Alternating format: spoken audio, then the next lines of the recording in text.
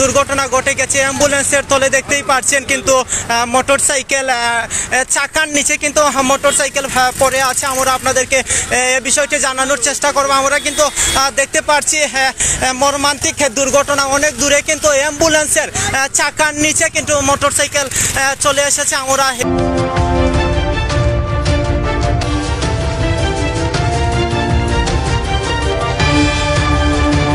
যারা মোটরসাইকেল আরোহী রয়েছেন তাদেরকে কিন্তু ডাক্তারে সম্ভবত প্রেরণ করা হচ্ছে, আপনাদেরকে জানানোর চেষ্টা করছি।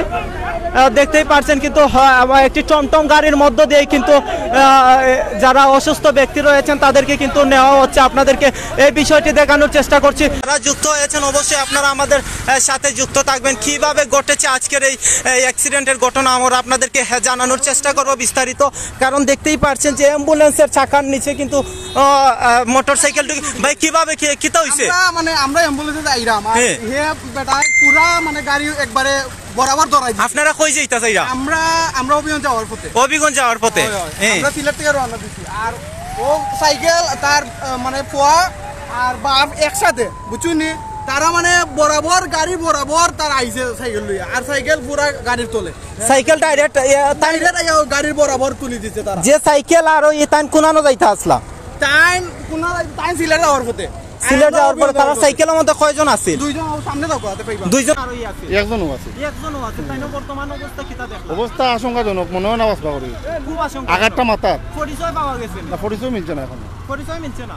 না এখনো কিন্তু পরিচয় পাওয়া যায় না। আমরা আপনারা জানাইবার চেষ্টা করবো। অবস্থা কিন্তু আমরা জানতে পারছি যে খুবই খারাপ, কারণ অ্যাম্বুলেন্সের নিচে এইরকম একটা মর্মান্তিক দুর্ঘটনা। অ্যাম্বুলেন্সের নিচে কিন্তু মোটরসাইকেল আমরা আপনারা আবারও দেখাইবার চেষ্টা করবো। অবশ্যই আপনারা আমরা সাথে যুক্ত থাকবো। এর মধ্যে বুরুঙ্গা সড়কের মুখ থেকে গোয়ালাবাজারের মধ্যস্থ ব্রাহ্মণ গ্রামের স্কুলের একটু সামনেই কিন্তু এই মর্মান্তিক সড়ক দুর্ঘটনা ঘটেছে। এখন ওনাকে আমরা দেখতে পাচ্ছি অনেক সাধারণ জনগণ কিন্তু এই যিনি অ্যাক্সিডেন্ট করেছেন ওনাকে কিন্তু টমটম গাড়ির মধ্যে তুলে কিন্তু ডাক্তারে পাঠানোর ব্যবস্থা করা হচ্ছে। এই অ্যাম্বুলেন্সের মধ্যে কিন্তু বর্তমানে আরো একজন রুগী আছেন, রুগীর কিন্তু এখন ফাটাইবার ব্যবস্থা করার। ওই দেখোকা সাইকেলের অবস্থা যদি একটু দেখোকা, কারণ একবারে অ্যাম্বুলেন্সের নিচে আমাই গেছে, ডাইরেক্ট অ্যাম্বুলেন্সের নিচে কিন্তু সাইকেল ঢুকে গেছে। ওই দেখো সাইকেলের অবস্থা নাই একেবারে। সাইকেলের মধ্যে একটা বাচ্চা রয়েছিল, একটু 16 থেকে 17 বছর হইব। তাইন কইছেন যে তাইনর বাবা লাগে সাতলফাল, কিন্তু যে মোটরসাইকেল আছে তাইনর আব্বা সাতলফাল বাড়ি, কিন্তু নাম কিন্তু এখনো আমরা জানতে পারছি না।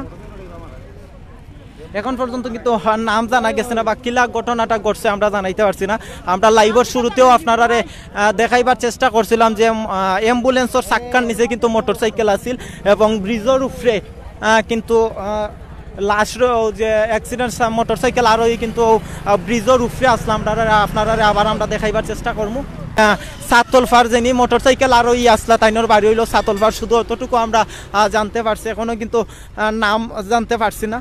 আপনারা জানাইবার চেষ্টা করবো। অবশ্যই আপনারা আমরা সাথেও থাকবা। আর যে মোটরসাইকেল আরোহী আসলা তাই কিন্তু এখন সম্ভবত ডাক্তার লইয়া যাওয়া হয়েছে।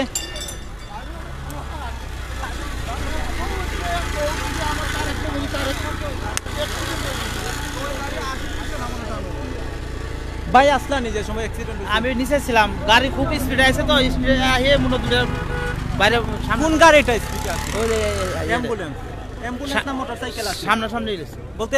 আপনি যে করে খুব স্পিডে আছে কোন গাড়িটা? মোটরসাইকেল না অ্যাম্বুলেন্স? অ্যাম্বুলেন্স। অ্যাম্বুলেন্স আর মোটরসাইকেল? মোটরসাইকেল তো একটু স্লো ছিল, আমরা নিচে কাজ করতে নিচে কাজ করতে। আপনি ব্রিজের নিচে কাজ করেন? মোটরসাইকেলে দুইজন আছে তারা? তা বাপ আর ছেলে ছিল। বাপের আঘাত লাগছে কোন জায়গায়? বাপের আঘাত লাগছে ঠ্যাং, একবার ঠ্যাং আর মাথা। বাঁচার সম্ভাবনা খুবই কম, মানে রুটে মনে নিয়ে যেতে মনে মারা যাবে। একবার অবস্থা তো খুব খারাপ, মানে নিঃশ্বাস নিতে পারেন। আমাদের লোক আমার সারে অটো উঠাই দিল, মানে রক্ত শরীরে যা আছে রক্ত সব বাড়ায় গেছে। মোটরসাইকেল কেন ফরাই আছিল? মোটরসাইকেল সামনে বলছে মনে হয় নিচে দিল আর কি, রাস্তা মাঝখানে মনে হচ্ছে।